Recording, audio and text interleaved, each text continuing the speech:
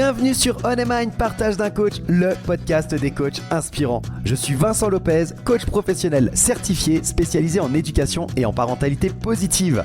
Mon objectif, démocratiser un coaching de qualité qui s'appuie sur un code de déontologie éprouvé. Pour ça, en partenariat avec B-Coaching, je te présente chaque semaine une partie d'interviews de coachs professionnels, des experts passionnés et accessibles. Je te propose un voyage inspirant avec des coachs qui vont te présenter leur parcours authentique avec toutes les étapes qu'ils ont traversées. Leurs défis, leurs échecs et leurs réussites vont enrichir ta propre expérience. Et on ne s'arrête pas aux témoignages. Ils vont également te partager leur vision unique du coaching et te présenter des outils précieux pour t'aider toi ou tes clients à atteindre vos objectifs. Pour ne rien rater de l'émission, pense à t'abonner dès maintenant et ainsi rejoindre la communauté On Your Mind. Bonne écoute! Salut à toutes et à tous et nous me revoilà pour l'année 2025. J'espère que tu vas bien et que tu as passé des belles fêtes de fin d'année avec les gens que tu aimes. J'espère aussi que ce début d'année 2025 se passe pour le mieux pour toi. En tout cas, moi, je te souhaite le meilleur, que tu puisses réaliser les projets que tu as envie, que tu puisses te développer et que cette année soit la plus belle possible pour toi. Je suis super content de te retrouver pour cet épisode numéro 63, le premier donc de cette année 2025. Et aujourd'hui, on va embarquer dans une conversation qui va te booster, qui va t'inspirer, j'en suis certain, et peut-être même te donner ce petit déclic que tu attends en fait pour avancer dans tes projets dans cette nouvelle année.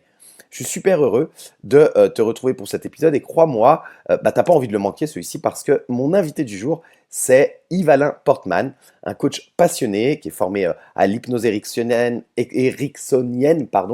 à la PNL aussi, au coaching, bref, Yves-Alain c'est une vraie pépite. Il accompagne aujourd'hui des entrepreneurs, des solopreneurs et toutes celles et ceux qui veulent se lancer dans l'aventure de leur vie avec confiance et impact, comme il le dit. Mais c'est pas tout, Yves-Alain, il a un parcours de dingue. Franchement, il a un parcours hyper atypique que j'ai adoré, de la finance au voyage à travers l'Amérique du Sud, en passant par des projets dans la blockchain et bien sûr, sa transition inspirante vers le coaching, c'est ce dont on va parler majoritairement. On va parler de résilience, on va parler de découverte personnelle, de cette quête d'indépendance qui l'a amené là où il est aujourd'hui. Alors si toi aussi tu as envie de découvrir comment il a réussi à transformer finalement tous ces défis en opportunités, quelles techniques il utilise pour réussir à accompagner ses clients à dépasser leurs blocages et surtout comment il incarne sa mission d'accompagner chacun à devenir acteur de sa propre vie, installe-toi confortablement parce que cet épisode est fait pour toi. Prêt à plonger dans son univers avec Yves-Alain Portman? Moi, je te souhaite une bonne écoute et je te retrouve à la fin de l'épisode. Salut Yves-Alain, bienvenue sur On Your Mind. Merci d'être là, c'est un plaisir de te retrouver. Absolument, Vincent. Merci pour l'invitation. Je me réjouis trop de ce partage-là, ce temps qu'on va échanger. Ça va être fantastique. Exactement. Écoute, je suis super content de t'avoir au micro ce matin. On va pouvoir partager ensemble et parcourir ton parcours professionnel et puis surtout ce que tu fais aujourd'hui dans le coaching. On va parler un peu du coaching. Bref, on va faire un peu le tour de la question et parler de toi, de ton offre, tout ça. Très content de t'avoir. On a eu l'occasion de se rencontrer une fois déjà en vrai. Mais Tu es un oui, des rares que j'ai pu rencontrer en vrai euh, parmi tous les invités. Donc voilà, en réel, tu vois, pas juste dans le virtuel. Donc c'était un vrai plaisir. Donc je suis très content de t'avoir aujourd'hui. Et puis on va rentrer très vite dans le vif du sujet, si tu es OK, pour, ouais, euh, super. pour aller de l'avant et parler. D'abord, commencer par te présenter rapidement. Alors, c'est toujours compliqué de se présenter rapidement, mais voilà, les auditeurs qui ne te connaissent pas, qu'est-ce que tu as envie qu'ils retiennent de toi pour te connaître pour l'heure qu'on va passer ensemble aujourd'hui entre les différents épisodes qui vont être fournis au fur et à mesure des semaines à venir? Écoute, commençons chronologiquement, on va dire. Je viens de Genève. Environnement, tu vois, tout est sécurité, éducation, un cursus, on va dire, plutôt financier, donc apprentissage de banque. Et puis en parallèle, j'ai pratiqué beaucoup le sport, donc le tennis, notamment, et la course à pied. Et donc, j'ai beaucoup joué au lieu peut-être d'étudier au début. Et donc, voilà, c'était des tournois, beaucoup d'entraînement physique, de voyages, toujours en Suisse. Et donc, mes parents ont dédié beaucoup de temps à cette passion que j'avais. Également mon frère, donc on était les deux.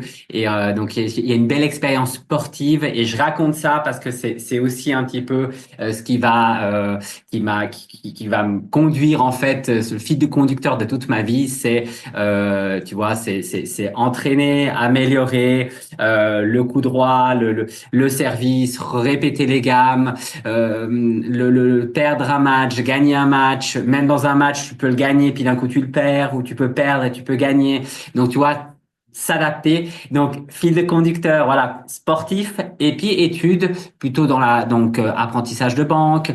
J'ai suivi un petit peu en Suisse, tu vois, c'est voilà, à l'époque encore, les banques, c'était vraiment le fleuron de l'économie suisse avec l'horlogerie et puis évidemment les industries. Mais la banque à cette époque-là était encore, on avait encore le secret bancaire. Donc tu vois, c'était vraiment la Suisse avait un énorme atout à ce moment-là. Et donc une logique un peu, c'est que voilà, tu vas dans faire un apprentissage de banque comme quelqu'un qui serait dans un autre pays ferait peut-être, je sais pas, il est au Brésil, il jouerait au foot, tu vois. Donc c'était un peu ça la suite. Et puis au fur et à mesure, donc je rentre dans cet environnement. J'ai la chance d'évoluer assez rapidement dans cet environnement et alors je fais un peu de trading, tu sais l'apprentissage de banque, tu fais un petit peu de tout et assez vite j'ai eu à cette époque-là aussi les chefs te mettaient vite face à la situation de la clientèle et donc j'ai pu rapidement aller en Argentine et en Uruguay accompagner des clients privés. Et donc, c'était une super expérience. Donc, entre-temps, avant, hein, entre l'apprentissage de banque et cette expérience-là, j'ai fait un bachelor en économie d'entreprise et je suis allé également en Espagne apprendre l'espagnol. Et suite à ça, voilà, ben, j'ai eu cette opportunité. Je suis retourné dans la banque parce que j'ai quitté quelques années la banque pour étudier et je suis retourné à l'UBS dans cette banque parce que j'avais des contacts, des anciennes personnes y étaient encore et j'ai pu tout de suite être sur le marché argentin et uruguayen et donc faire le lien avec l'espagnol, tu vois, l'espagnol, continuer à pratiquer et puis en plus avoir cette perspective de voyager parce que en fait aussi dans cette intermittence ou cet espace de liberté que j'ai eu entre les études et recommence et l'Espagne où j'ai appris l'espagnol, j'ai fait 3 mois en Amérique du Sud pour voyager sur le continent. Donc j'ai aussi pris goût au voyage, à l'ouverture, tu vois. Et comme toi connais aussi ce continent, tu vois, il y a des choses qui sont agréables, qui changent de notre façon de penser, de l'ouverture, les gens, l'économie, les relations, la nourriture, la musique. Donc tu vois, ça va vraiment dans tous les sens du terme, des odeurs. On parlera aussi, je pense, de PNL. Donc tu vois tous les sens qui sont stimulés par l'ouverture et le voyage. Donc donc j'ai eu cette expérience pour aller avec la banque dans ces pays-là. Et après, à un moment donné, je me suis dit non, il faut que j'essaye de développer moi-même ces clients. Et je suis allé en Uruguay, m'installer en Uruguay. Alors j'avais une petite aide, c'est que mon père était gérant indépendant, donc il avait une petite structure. Et je lui ai dit, écoute, bah travaillons ensemble. Moi, j'amène les clients. Et puis voilà, ça a commencé un petit peu comme ça, tu vois, 2010 et 2000 jusqu'en 2014. Donc je faisais l'Argentine, l'Uruguay. J'ai développé des clients et puis assez rapidement, je suis arrivé à un plafond parce qu'en fait, je me suis rendu compte, tu vois, là, t'es tout seul finalement. T'es vraiment, je suis un peu lâché dans la nature. J'avais pas le support de la banque. On est vraiment, tu dois travailler sur ton personal branding et là, le réseau, j'ai pu travailler mon réseau, mais après développer un nouveau réseau est très très difficile. Parce que bah, déjà le monde de l'argent, c'est vrai que c'est quelque chose d'assez particulier. Les gens parlent pas forcément et ils gardent ça, tu vois, de manière très très très personnelle. Donc là, je suis arrivé assez vite à un plafond et je me suis dit, bah écoute, il faut revenir en Suisse. Alors, je fais un petit intermède en Italie à ce moment-là. Bon, je vais faire de l'immobilier parce que mon père avait acheté des appartements. Il fallait les meubler, il fallait faire, terminer finition et il fallait mettre sur le marché. Au début, c'était plutôt pour le locatif. Puis on s'est rendu compte que le meublé était plus intéressant à ce moment-là parce que c'était sur la zone frontalière et les frontaliers, donc c'était entre l'Italie et la Suisse. Ben, au lieu de retourner parfois des régions assez loin en Italie, faire 2-3 heures de route, ils préfèrent avoir un pied-à-terre à la frontière. Voilà. Et donc, voilà, donc je fais de l'immobilier. Après, en parallèle, on avait créé en 2010 à Malte, toujours à l'initiative de mon père, une structure de conseil parce que justement, il y avait une transition. La Suisse perdait ses atouts et la Suisse avait pas accès au marché européen. Donc, on est allé sur Malte. Malte était voilà, une île dans la communauté européenne. Et puis, surtout, il y avait l'avantage, c'était les tarifications. C'est relativement une île où les coûts sont bas d'employés, de structuration, que t'as pas forcément, tu vois, des coûts aussi élevés qu'en Suisse ou dans d'autres places financières en Europe. Donc on a développé cette activité en parallèle et là aussi, il y a eu des changements réglementaires et on a dû faire une transition au niveau de cette activité-là. Et puis, en 2017 arrive le Bitcoin. Donc, je parle tout ça, tu vois, c'est tout en... Vas-y, vas-y, bien Ouais, sûr. ouais. Et donc arrive le Bitcoin et voilà, ça c'est intéressant, je m'y intéresse. Et donc j'ai investi évidemment très très mal, mauvais timing, donc je perds pas mal d'argent assez rapidement. Et comme c'est des cycles, bah voilà, c'est revenu en 2020 et là je regagne de l'argent. Donc j'ai à ce moment-là donc je crée une société anonyme avec quelqu'un que j'avais rencontré dans des événements et on veut devenir le Google de la blockchain. Donc voilà, tu vois, on avait des grosses ambitions. À la fin, bah, on s'est rendu compte que bah c'était très tôt, l'adoption était pas assez là et surtout on voulait promouvoir ça aussi aux banques en termes d'infrastructure bancaire. Mais on était vraiment trop proche, donc on crée plutôt une app financière qui s'appelle Dopamine et qui était là justement pour offrir la liberté financière à plutôt du retail, du marché de masse, ça veut dire qu'on appelle retail, qui a fonctionné. Donc, il y a eu une levée de fonds de 4 millions. Voilà, le projet, après, j'ai eu des dissensions et j'ai revendu mes parts dans cette activité. Arrive Covid. Donc, Covid aussi a un petit peu freiné tout ça. Même si le online, là, c'est énormément développé. Donc, les gens font beaucoup de trading. Bah, tu vois, les plateformes Zoom, à cette époque-là, ben, ont explosé. Le home training, voilà, les appareils de sport à la maison. Bref, il y a eu ces tendances voilà, où les gens fallait qu'ils s'occupent. Et voilà. Donc il y a des choses qui ont très bien marché. Et donc là, moi aussi, j'ai fait, on était bloqué, donc je faisais du trading online. Et là aussi, j'ai gagné beaucoup, puis j'ai perdu beaucoup. Donc, à la fin, bah, je suis arrivé à zéro, ou même des fois, j'ai perdu plus que j'avais mis. Et suite à un peu à la fin du Covid, bah, je tombe un peu sur cette thématique de coaching. C'était fin 2021 et je me dis bon bah ça c'est intéressant, donc je commence un peu des formations de coaching et de fil en aiguille, bah, je m'intéresse un peu à cette thématique. C'est un environnement que je connaissais pas du tout. Je me forme, tu vois, en différentes PNL, hypnose et voilà en fait où j'en suis aujourd'hui. Donc aujourd'hui, pour répondre à ta question. Aujourd'hui, c'est que j'accompagne les entrepreneurs qui débutent leur activité et je permets qu'ils gagnent en confiance et en légitimité pour trouver leurs clients, augmenter leur base de clientèle. Et en fait, ma mission, c'est d'accompagner le plus de solopreneurs, des gens qui débutent seuls.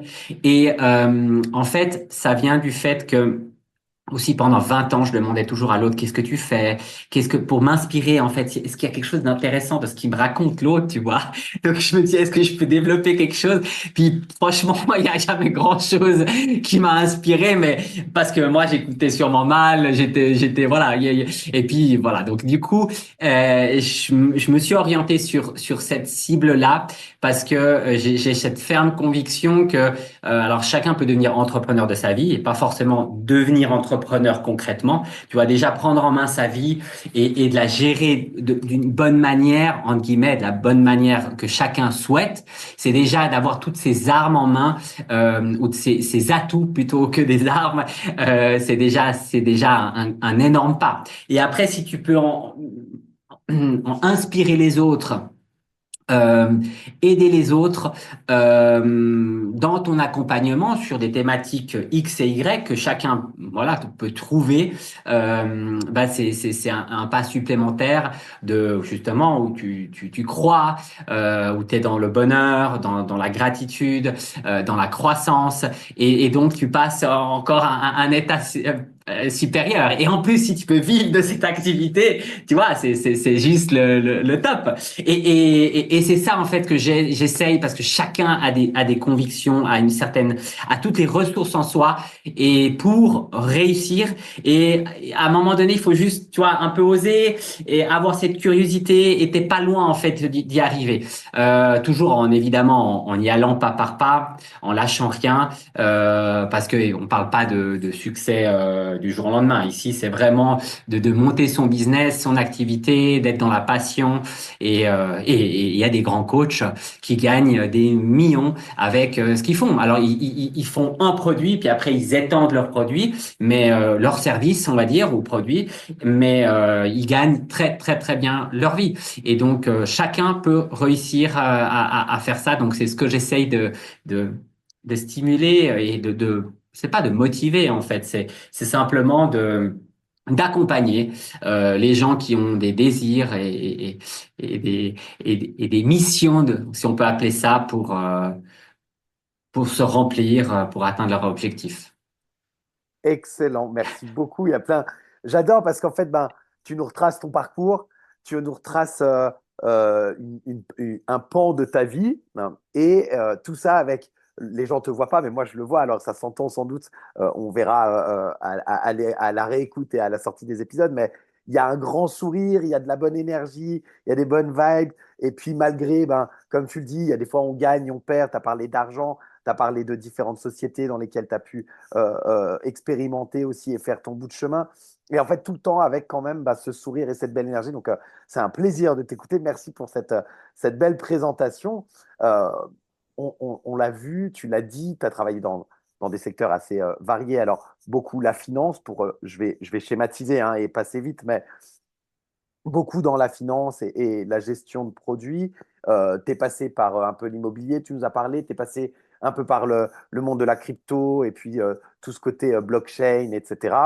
Et tu arrives un peu par hasard, si j'ai bien compris, sur l'accompagnement et le coaching. Alors, je dis un peu par hasard, mais dans ton parcours, il y a quand même, bah, il y a eu du conseil au préalable, il y a de l'accompagnement de clients. Donc, il y avait quand même déjà un petit peu cette fibre humaine malgré les domaines principaux qui étaient les finances ou d'autres domaines. Mais il y avait déjà quand même cette fibre d'accompagnement et de conseil qui était sous-jacente finalement dans ce que tu nous as partagé.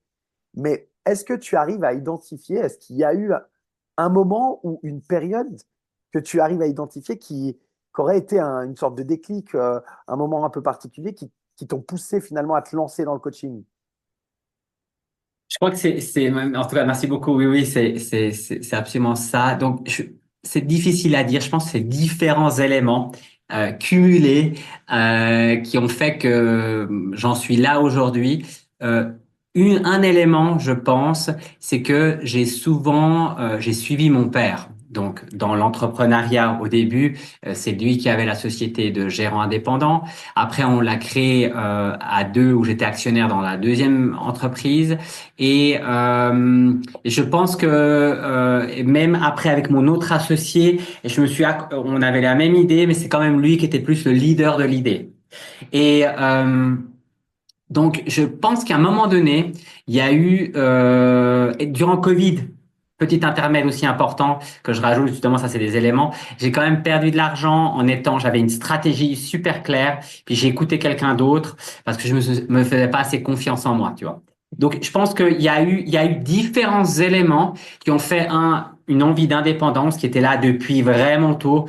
Tu vois, je suis parti comme de la banque assez tôt. J'aurais pu rester beaucoup plus longtemps pour acquérir beaucoup plus longtemps les clients, pour créer beaucoup plus de relations. Mais j'ai décidé assez vite, tu vois, je sentais une sorte d'envie pas d'urgence, mais c'est maintenant, tu vois, c'est maintenant que tu te lances. C'est maintenant que tu fais le pas. Euh, d'y aller. Donc c'est un mélange de vouloir trouver sa propre trace, de s'écouter d'une certaine manière, d'écouter les opportunités du marché aussi. Euh, et à un moment se dire oui, là il y a des points que tu peux améliorer clairement parce que quand j'écoutais les autres, bah c'est parce que j'avais un manque de confiance en moi, tu vois, aussi d'une certaine manière. Tu peux écouter les autres, tu peux t'inspirer des autres, mais ça doit pas te dévier de ta trajectoire personnelle, de ta stratégie. Et c'est là la différence, c'est que suivre ta ligne, avoir confiance, ce que tu fais, c'est ok. T'es 100% responsable de ce qui t'arrive aussi. Tu vois, c'est quand tu vas avec des autres, ben t'es justement pas 100% responsable. C'est que tu peux, voilà, c'est à cause de lui. Et en fait, non, c'est toi le con, en fait, s'il y a des problèmes, si tu délègues ta responsabilité, parce que dans une société anonyme, dans la finance, ou dans quelle que soit l'activité, tu as des risques juridiques aussi. Donc en fait, du moment où tu n'es pas responsable de ce que tu fais et tu délègues cette responsabilité, bah tu prends toi-même des risques. Je pense que là, c'était aussi un déclic parce qu'on a eu des situations vraiment compliquées aussi dans les activités de finance où tu vois, tu fais appel à des gens extérieurs et puis il y a des risques de réputation aussi qui sont en jeu. Et donc, on a fait beaucoup trop confiance aux autres et pas assez corrigé et pas assez surveillé. Et ça, c'est un petit peu un mélange donc de revenir à soi, de travailler sur tes forces et tes faiblesses pour pour corriger le tir, pour que ça se reproduise plus. Là, en l'occurrence aussi, que je puisse vivre moi, en fait. Alors, on n'est jamais seul dans une activité. Il y a plein de gens qui rayonnent autour. On peut beaucoup déléguer aujourd'hui à travers des outils, mais aussi à travers des personnes qui ont plus de compétences que soi dans un domaine. Mais c'est d'avoir vraiment, en fait, un peu cette vue d'hélicoptère où tu t'observes et tu dis, ouais, est-ce que tu fais ça bien? Est-ce que tu peux mieux améliorer? C'est un mélange. Donc, je pense que c'est différentes choses. Et en fait, l'envie du moment, en fait, tu vois, je me suis dit, bon, ça, c'est le prochain truc. J'ai pas regardé le marché, je me suis vraiment, je me suis laissé un peu guider, hein, parce que c'est loin d'être facile. Je pense qu'on en reparlera. Voilà, il faut être vision claire, déterminée, parce qu'il y a plein de gens qui font la même chose, tu vois, donc tu peux te dire plein de trucs, mais justement, faut y aller à fond, quoi. Alors, c'est Donc, exactement, tu as raison. On va en reparler encore dans les minutes à venir. Euh, dans ton discours, ce que j'entends, c'est un peu un retour, tu l'as dit, se recentrer sur toi, etc. Et d'ailleurs, tu t'es formé, tu nous as cité l'hypnose, tu nous as cité la PNL, la programmation neurolinguistique, qui sont des outils qui te servent, j'imagine, aujourd'hui dans le coaching. Comment tu as suivi ta formation à l'Institut de Coaching International, l'ICI? absolument. Oui. Euh, Qu'est-ce que ces différentes formations, elles t'ont apporté dans le projet que tu mets en place aujourd'hui? Qu'est-ce que ça t'a amené, ces formations-là? Mais écoute, alors ICI, c'est vrai que c'était la base de la base pour débuter, de connaître cet environnement, tu vois, et de savoir un peu de comment, quelle est la posture du coach, comment on accompagne, quelles sont les thématiques d'accompagnement. Donc c'est une très bonne base d'initiation. Puis après, comme je suis curieux, bah, je me suis intéressé à d'autres des outils finalement, qui sont la PNL et l'hypnose qui permettent finalement d'ouvrir ton monde. Ben on a parlé, tu vois, la PNL, c'est comme les sens, le visuel, l'auditif, le kinesthésie qui sont l'émotionnel. Après, il y a même les goûts ou l'olfactif. Donc, c'est une ouverture d'état d'esprit en fait. Tu vois, le monde que toi tu perçois, c'est pas le monde général. Et te rendre compte que voilà, il y a plein de mondes. Alors, j'avais déjà connu ça un petit peu à travers les voyages, mais c'est vraiment ce que ça amène en fait. Chacun a sa vision et et ses croyances et ses valeurs. Et c'est ça qui est intéressant, c'est que est-ce que ces valeurs t'aident, ces croyances t'aident dans ce que tu es en train de faire, ou est-ce qu'elles te freinent? Et réussir à ajuster toutes ces différentes perspectives, état d'esprit, parce que c'est aussi l'identité qu'on travaille aussi dans ce moment-là. Tu vois, tu n'es pas la même personne si t'es papa dans ton entreprise, avec ta femme, avec tes amis, tu as chaque fois des identités différentes. Donc c'est ça qui est intéressant à travailler, à prendre conscience. Et évidemment, tu utilises différentes techniques en PNL, tu vois, des ancrages, de te dissocier de certaines situations, changer de perspective. Et puis l'hypnose, moi j'ai vraiment un coup de cœur pour l'hypnose. C'est que voilà, tu fais une sorte d'anamnèse avec ton client, et puis en utilisant les mots et ce qu'il souhaite atteindre, tu peux amener la personne dans une autre dimension, dans sa dimension à elle en fait, et elle fait un voyage intérieure où elle va, suivant ce que je raconte par rapport à sa situation, eh ben, elle va pouvoir avoir des déblocages par rapport à des peurs, par rapport à des situations vraiment concrètes de la vie, hein, que ça peut être des peurs de prendre l'avion, peur des araignées, de prendre le téléphone pour appeler tes prospects, de peur de lancer ton entreprise. Il y a vraiment différentes choses que tu peux. Et c'est finalement tous des outils comme par exemple le clean. Tu vois, le clean. Donc gérer tes émotions, nettoyer une empreinte émotionnelle négative. Donc c'est tous des outils qui permettent en fait d'une certaine manière, de libérer tes freins pour lancer ton entreprise. Donc c'est pour ça que je ne savais pas, hein, mais aujourd'hui, j'utilise ces différentes choses pour que la personne, quand elle débute son entreprise, ou elle se lance, ou elle est déjà lancée, parce que c'est pas seulement des gens qui se lancent, c'est des gens qui déjà peuvent faire 1 million de chiffre d'affaires, mais ils ont, à chaque palier, tu as des nouvelles peurs, en fait, qui s'installent. Tu as des nouvelles craintes. Et donc, voilà, c'est un petit peu ça. Par curiosité, je suis allé dedans. C'est ce qui m'a appelé le plus. Et j'ai énormément apprécié ces expériences qui étaient surtout des expériences en présentiel aussi. Donc, tu vois, l'hypnose et la PNL. Donc, c'était assez très engageant parce que c'était des déplacements donc de Genève à quasiment Lausanne et pas mal de week-ends. Mais ça m'a beaucoup amené de base, de confiance aussi dans l'accompagnement, et après pratiquer l'accompagnement, différents types de coaching. Tu vois, au début, tu coaches des gens dans différents domaines, tu sais pas qui coacher, donc tu prends tout et n'importe quoi, et c'est vrai que et c'est une super expérience. donc donc voilà, je dirais que ça m'a ouvert l'esprit, ces différents outils. Ok, trop bien.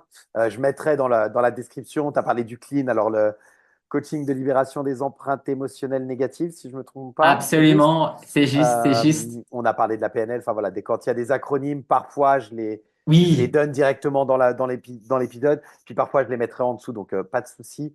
Tu as parlé de différentes choses. Tiens, peut-être juste préciser dans les techniques d'hypnose, tu t'es formé à l'hypnose. À quel type d'hypnose tu t'es formé? Alors, l'hypnose ericksonienne, Ok. donc c'est une hypnose vraiment où tu invites les gens à faire un voyage. C'est pas du tout directif. C'est la personne, tu les mets dans un état hypnotique. Elle rentre en transe de manière non forcée, où tu invites les gens à faire ce voyage. Et Milton Erickson avait justement cette distinction où d'une manière, en ayant évidemment fait cette anamnèse, cette confiance, ce lien avec son client, pouvoir l'amener dans des états ressources. Parce que dans l'hypnose, tu vas visiter des états ressources pour justement surmonter ces situations, te rendre compte que tu as toute ta capacité d'arriver, que tu as déjà vécu ce genre de situation par le passé, que tu les as surmontées, et d'aller chercher ces mots, le mot que la personne souhaite mettre sur cette situation pour avancer, pour se libérer d'une situation et finalement passer à autre chose pour avancer dans sa vie. Top, merci. Ouais. Je mettrai de nouveau les liens vers l'Institut de Milton Erickson et ce genre de choses comme ça. Les gens pourront aller creuser un petit peu plus. Je crois qu'on a fait, je sais pas ce que tu en penses, mais je crois qu'on a fait un bon tour sur qui tu es, sur voilà ton champ d'activité aujourd'hui. Et voilà, alors une interruption un peu brute, je te l'accorde par rapport à d'habitude, mais tu l'as entendu, hein, Yves Alain, il est plein d'énergie, il est plein d'entrain, et donc on a enchaîné les échanges, les discussions passionnantes, donc on va continuer bien sûr la semaine prochaine, mais c'est vrai que c'était difficile de mettre un terme à cet épisode pour pas commencer à empiéter sur ce qui va nous concerner la semaine prochaine. Alors en attendant la semaine prochaine, bah, on est déjà à la fin de ce premier épisode, et quelle magnifique découverte de l'univers d'Yves Alain, non, je sais pas ce que tu en penses, mais moi j'ai adoré. On a parcouru son chemin impressionnant, hein, de la finance au terrain de coaching, en passant par tous ses voyages, par ses multiples expériences d'entrepreneuriat. Si tu cherches l'inspiration pour pivoter dans ta carrière ou même lancer ton propre projet, eh ben, j'espère vraiment que tu as trouvé quelques pépites à appliquer dès aujourd'hui. Alors Yves Alain, il nous a montré que peu importe les échecs, peu importe les risques, etc., ou les moments de doute, eh bien, tout peut se transformer en opportunité à condition de rester curieux, d'apprendre de chaque étape et surtout d'oser se réinventer. Mais comme je te l'ai dit, eh bien aujourd'hui c'était une mise en bouche pour découvrir notre invité et savoir qui est Yves Alain et ce qu'il fait. Mais ce n'est pas fini, on va se retrouver donc la semaine prochaine pour la suite de cet échange passionnant avec Yves Alain. Et il va nous emmener encore plus loin dans les coulisses du coaching. On va parler des défis du lancement de son activité, de l'importance de définir une mission qui soit claire et même des parallèles entre l'état d'esprit entrepreneurial qui est nécessaire quand tu te lances, mais aussi eh bien, l'état d'esprit des sportifs, quel que soit leur niveau, mais également les sportifs de haut niveau. Évidemment, il va partager ses meilleures méthodes pour pouvoir surmonter les croyances limitantes et s'aligner avec tes propres clients. Autant te dire que ça s'annonce ultra riche, super inspirant. Bref, ça va être un épisode et des épisodes à venir extraordinaires. D'ici là, si l'épisode d'aujourd'hui il t'a plu, eh bien tu prends 2 petites minutes pour pouvoir me laisser un avis sur ta plateforme d'écoute préférée. Ça aide vraiment à faire découvrir On Your Mind à encore plus de monde. Et si tu veux partager tes impressions ou tes idées pour les prochains épisodes, peu importe, n'hésite pas à venir discuter avec moi sur LinkedIn. Tu me retrouveras très facilement. Merci encore en tout cas pour ton écoute, pour ta fidélité. Bien sûr, merci à Yves Alain pour cette belle énergie et cette magnifique première partie de notre partage qui a été sincère et dynamique, énergique. J'ai adoré. On se retrouve en tout cas la semaine prochaine pour un nouvel épisode de On Your Mind. D'ici là, prends soin de toi et à très vite. Bye bye.